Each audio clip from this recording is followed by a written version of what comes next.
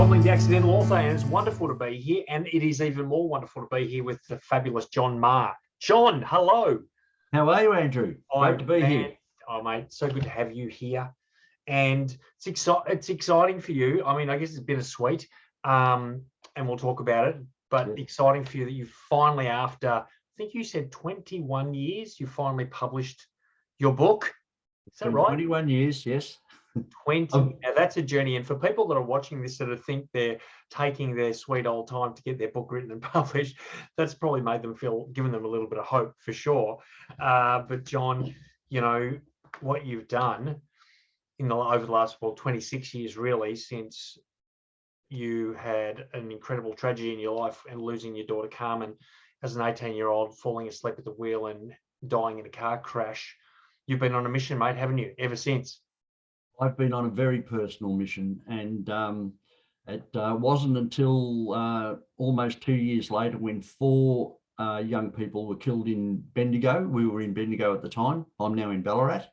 And we lost Carmen, but 2 years after that, four young people, students, were all killed in a car crash. No one had a license.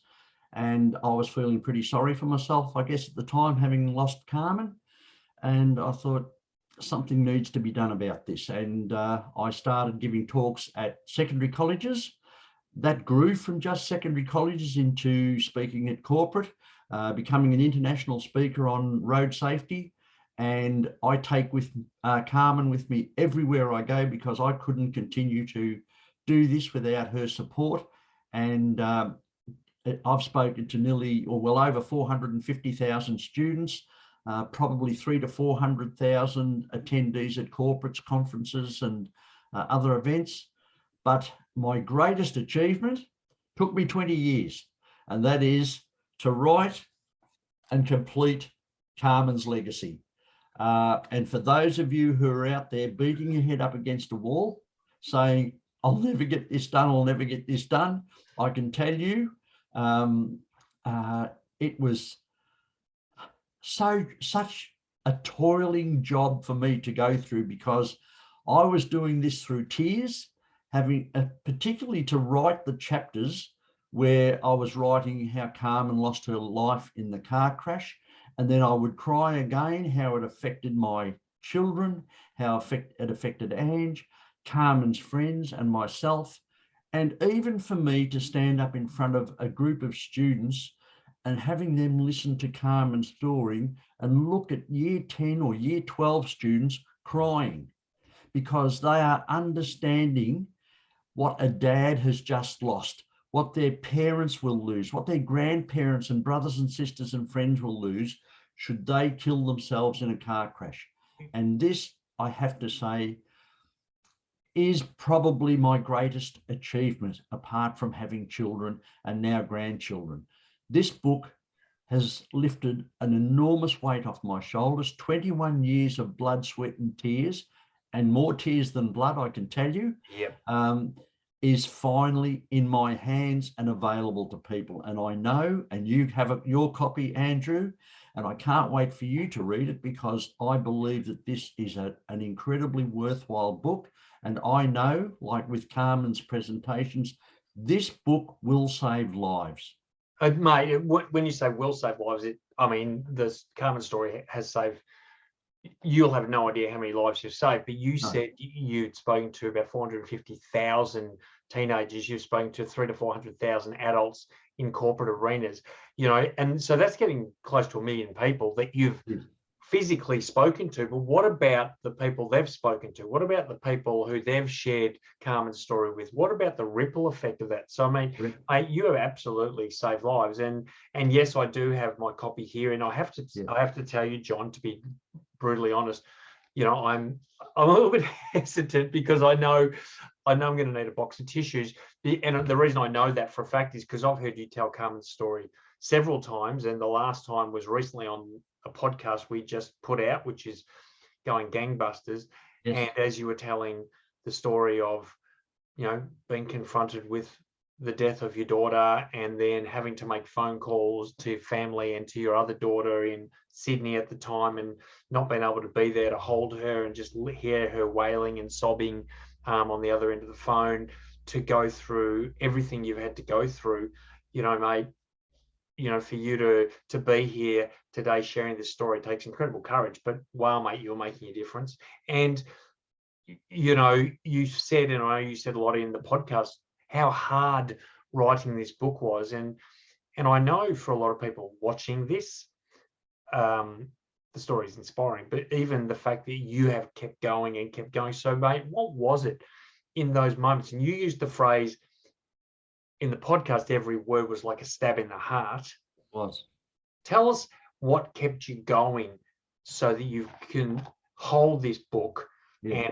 But this is not about holding this book.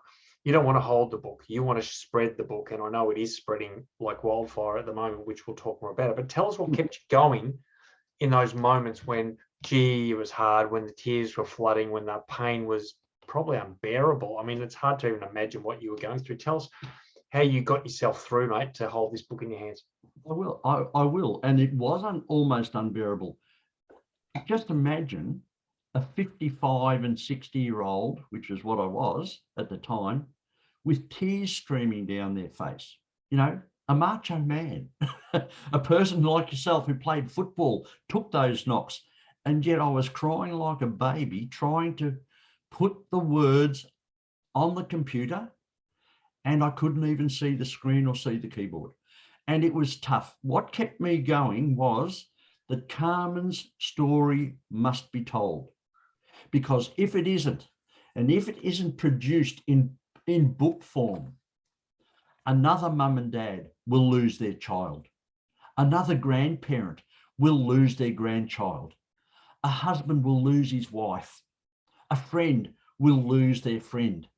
And this is what has kept me going, because when Carmen went to sleep at the wheel and hit that tree, when she was just 18 years and 3 months, and she was killed instantly. Thank God she was killed instantly.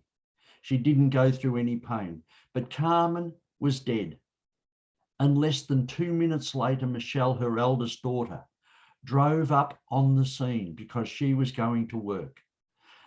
Michelle was 23. Can you imagine being 23 years old and standing beside your sister's car and knowing that inside that car with blankets over her, that you couldn't see her, was your sister's dead body? That is all in this book. And I am so proud to say that Michelle, Katrina and Jasmine, my 3 daughters, Carmen's 3 sisters, have all written a chapter. And when I read Michelle's chapter, and when you read Michelle's chapter, you will be in shock, as I was in shock. I thought that I knew that we were helping our children. Ange and I had a job to do, and that was to get our children who have survived through Carmen's death. And we had to do that day after day, month after month, and then year after year, as they cried at Carmen's birthday, as they got together, and we all cried at the anniversary of Carmen's death. But we didn't know what was going on back here in the back of Michelle's mind. This book is worth the read just to read Michelle's chapter. Yeah, it really is. I can't tell you how fortunate we are to still have Michelle in our lives. And we thought as parents, and all parents think the same thing about their children, everything is good. But we hear about children who commit suicide. And it is not the parents' fault, because we were very watchful. We were watchful. No parent could have been more watchful over their children, because we knew what they were going to. We were taking them to counsellors. Yep. And yet Michelle's chapter will tell you so much. Yeah. The entire book will educate everybody. And I was telling you, I am going to put up a video, because we're coming up to Easter, and I'm putting up a video, and I'm going to hold up Carmen's book and a packet of Easter eggs. And I am going to aim this at every grandparent, because I'm now a grandparent with 6 amazing grandchildren. And I am going to say, what's important to your grandchildren who are now driving a car or learning to drive? This packet of Easter eggs? I don't think so. But this is, at $19.99, this is a book that may save your grandchild's life. Yeah. So, John,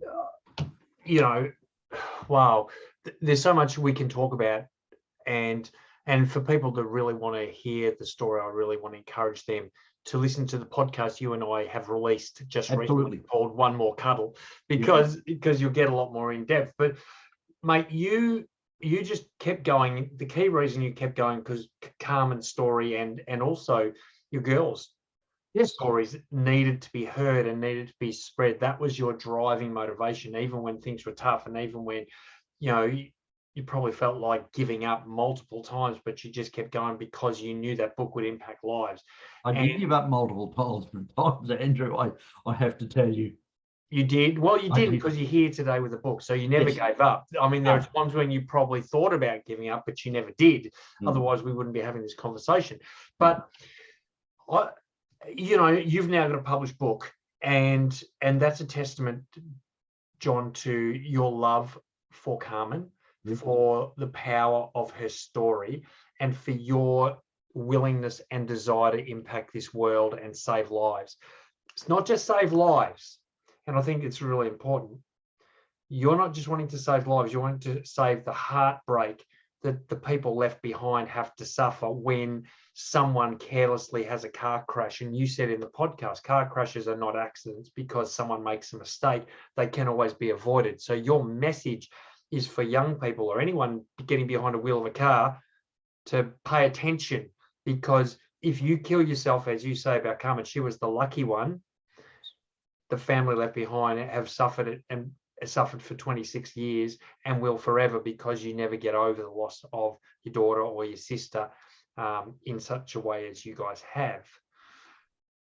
Now, so John, this book, you've spoken to close to 1 million people, and who knows the ripple effect of that. But now your book is going to go on beyond you. And this is the power of, I guess, what we're talking about today, is the power of writing your book and getting it out there. Tell us a little bit now, mate, since your book has been published, tell us what's going on. How's it selling? What are you doing? How are you getting it out there? Because I think people watching this are going to be really interested to know, it's only been, how long since? It's only a month or so, isn't it? Just over 3 weeks. Yeah. 3 weeks as we're recording this. And just so people know, as we're recording this, it is the 11th of April 2022. So just to give you some perspective. So so when you're watching this, it'll be obviously longer than 3 weeks, but in that 3 weeks, John, how many books have you sold? And tell us some of the prospects and how you're going about selling it. Okay. This is a really important thing. I pre-sold a lot of books because so many people know Carmen's Road Safety, my story, and we have what's called social media. Social media is phenomenal. And I really only know Facebook, and apparently that's not the key place for young people to be anymore, but that's what I use. I know how to use Facebook.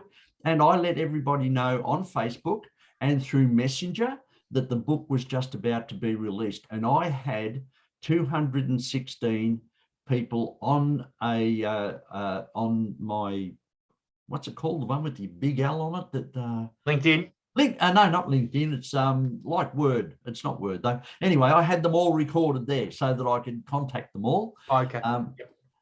Excel. Yes. Excel. Okay. Excel. That's it. And I had them all on there so that I could contact them the moment that the book came out. So I have either been delivering books around Ballarat, delivering them in Bendigo, meeting people at Lake Waroona and handing out 24 once and then 31 the next time at Lake Waroona, because I go to physio up in Bendigo.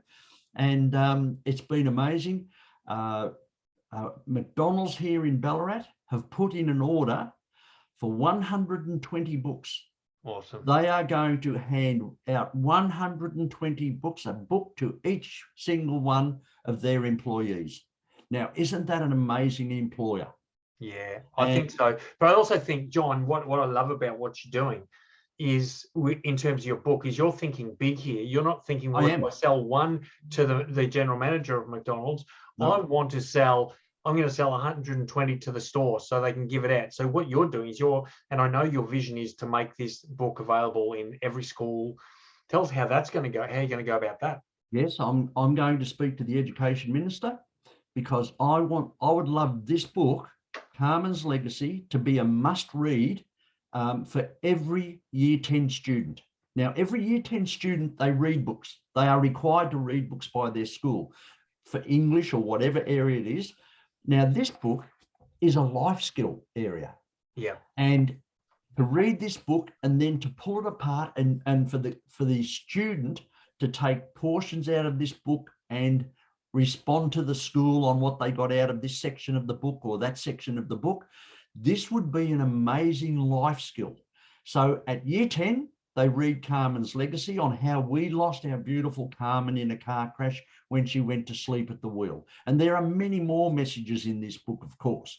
However, that's just one area. And then the next year, along comes Carmen's road safety when they're in Year 11 and speaks to them once again about Carmen's road safety, or it may be the TAC, or it may be some other organisation that is taking the message of road safety to the school, because I can't reach every school. I speak at about 70 schools a year. I can't do any more. You speak at schools, Andrew, and you know how hard it is to get into a school, but I want this as a curriculum subject in every school in Australia. Yep. And it's about time, as parents, we took responsibility for the lives of our own children. And let's put it to the education system. The only way people learn things in this country and every country in the world is through education. So let's educate them to be safe road users. Don't pinch that car. Don't get in that car with your mate who's maybe on drugs or wants to have a bit of fun and it's not their car. They don't even have a license. Don't get in there. Influence that person not to do the wrong thing. Yeah. Because road safety is not the responsibility of our state government or Australia, the Australian government. It is the responsibility of ourselves. We must take responsibility for our own use on the roads, how we use the roads. That's awesome, mate. Now, John, so what I would love you to give tips on 2 areas for people watching this. Okay, Yes. The first tip is for those that are struggling through their manuscript, Yes. typing through the tears that you did. Give them some a tip or some encouragement to keep going. What would you say to people that might be struggling with their manuscript at the moment and writing their book? Absolutely. I had my back to the wall so many times. I was in such deep water where I didn't think I'd actually be able to keep going. However, here is the reason why you keep going. This is it. You will hold it in your hand. I did this for 21 years. Have a look how thick it is. I looked at it. Honestly, I looked at it and I thought, what have I done for 21 years? But do you know, there is no fluff in here. One of the great things was when the proofreader and the editor looked at my book, they went, chop, chop, chop, chop, chop. We don't need any of that stuff, which was fabulous. But I went through a lot of things and put it in that book that is no longer in there, and rightly so. Now, can I say to you, your story is worth finishing. Your story, whatever it is, must be completed, because not only do other people need it, you need it. This is your story. It must be completed, and put yourself through that pain, because in the end, it is so worthwhile putting yourself through that pain. Can I make one little suggestion to you? Contact Andrew Jobling. Andrew helped me on so many occasions, on so many levels. And, you know, it might have only been a little bit of encouragement, just to kick up the backside, maybe. Come on, John, you can do it. Get going. Put yourself through that bit of extra pain, and maybe it was only for another hour, but it got me through that next little piece that I needed to get through, that had stopped me. And the proof is in the pudding. And I can tell you, I have a video on Facebook where my 3 girls, my wife and I all unpacked the first box. Now, that box arrived at my home at 8:15 in the morning. I walked past it 500 times during the day and I didn't open it. It was the hardest thing I could to do, not to open that book and look inside and see the book. But I waited for my family to be with me, and together we opened the package and we saw for the first time in our lives Carmen's legacy as a family. Yeah. And we all have skin in the game. Guys, you have skin in the game of your book. And when it gets tough, take a breather, take a step back, give yourself some space, have a cup of coffee, have a couple of days off, but put down a date and a time that you will go back to your book again and commit yourself to your project, because this is your project, nobody else's. And when you finish this, you can be really proud of what you've achieved. That's awesome. You'll be proud. Won't you be so proud, Andrew? I look at how many books you keep producing and I keep thinking, damn him. How can he do this? That's so right, John. How does he keep doing it? Have you started on your next one yet? Sorry? No, I think you declared you'll never write another book. I will never put pen to paper again. I will never push another keyboard in anger towards a book. Never. All right. I have achieved the greatest achievement I have ever achieved. You have, mate. Now, that's awesome. That's such good advice. Thank you. And for people watching, please you don't have to take 21 years to do that. Don't take that piece of advice. Now, the final piece of advice I want you to give people, those that have published books, they publish them and they're going, well, they're not selling very well. How do I get it out there? What would be one piece of advice you give to people that have their book and they're going, well, I would like to sell more copies? Give us one piece of your wisdom, John, because you're doing amazing stuff. Yes. What I have done is everyone who has forwarded anything that I've put up on Facebook, I thank them for forwarding what I have put up, because they've now forwarded what I put up to perhaps 500 of their friends. And I also put a little piece on the bottom and say, thank you for forwarding this. I'm glad that you have been able to forward Carmen's legacy to your friends. And I ask your friends to please forward it again. And by the way, should you feel that you would like to purchase a copy, here is Carmen's website, www.carmen.com.au. And please come back to me. I would love to hear any comments that you may have. One of the things I love, John, from speaking to you, you have no problem in asking the question. And I think a lot of people have problems selling their book. That's right. And you have no problem. And I love that, John.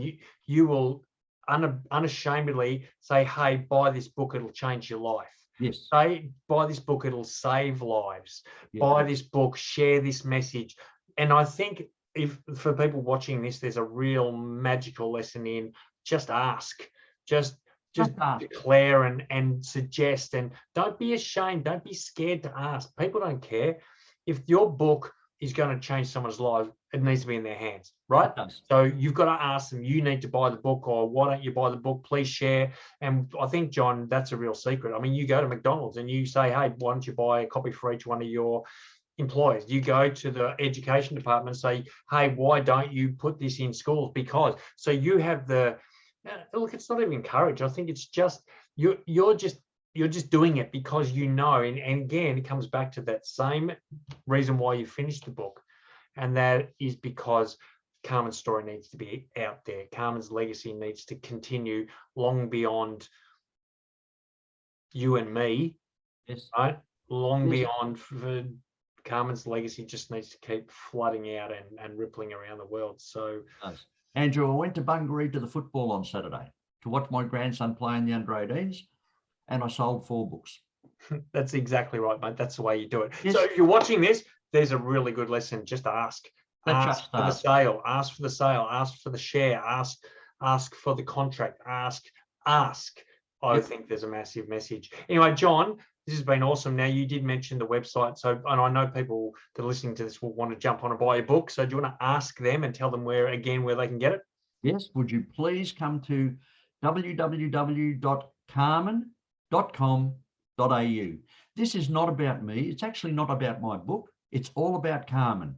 So If you get onto Carmen's website, I have a lot of information on there, and it's really simple to purchase the book. And I would love you to purchase the book, put it in your hands. And after you have read Carmen's book, the thing that I really will value is your comments. Please let me know what you thought of Carmen's book. I can't wait for Andrew to read it so he can let me know what he thinks of Carmen's book. I know you will love it, and I'm hoping that you will pass it on. Don't keep it to yourself.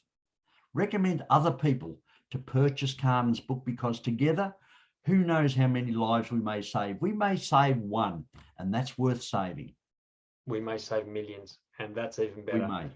Anyway, John, as always, mate, you're such an inspiration, and what you've done is incredible, and you've just empowered a whole group of people watching this. I know even people that may not have thought about writing a book might go, I'm going to write a book now because of what you've done and what you can do. And that's awesome, mate. Keep doing what you're doing, and look forward to hearing the results after another 3 weeks or a year or 10 years of this book sale and the impact that it has. Right. So thanks, John. Appreciate your time. Thank you so much for having me, Andrew. You've been a great supporter.